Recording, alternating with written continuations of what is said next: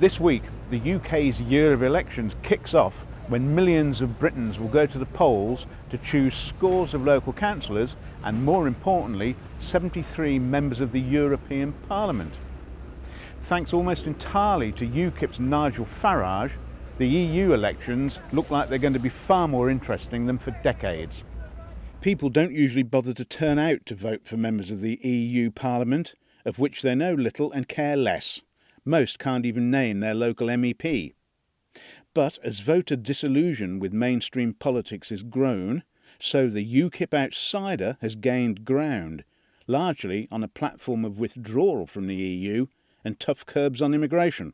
Farage's allegedly racist remarks about people not wanting Romanians living next door to them, and some of the more extreme antics of some members, appears not to have dented his support, and he's predicting his People's Army will win. If he fails to get that first place, it'll be claimed he has peaked and that support will evaporate by the time of the general election in a year's time, which might happen anyway.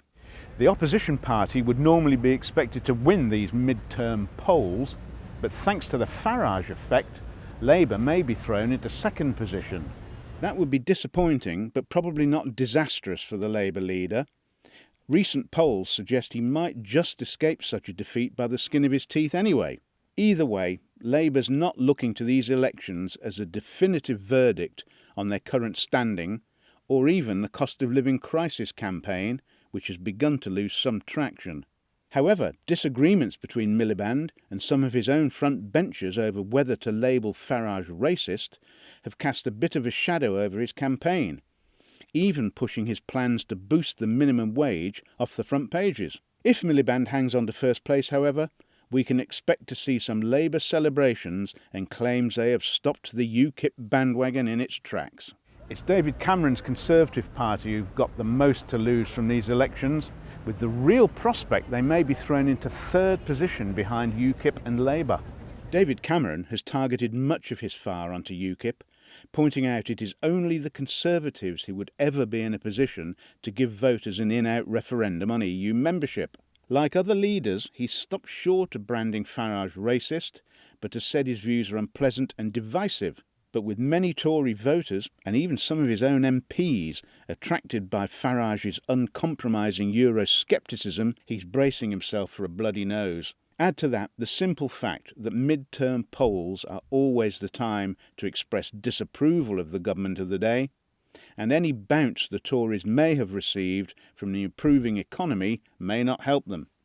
The Prime Minister's big test will come after the results are revealed on Sunday, when he'll have to stop any outbreak of panic in the Tory ranks at a UKIP surge.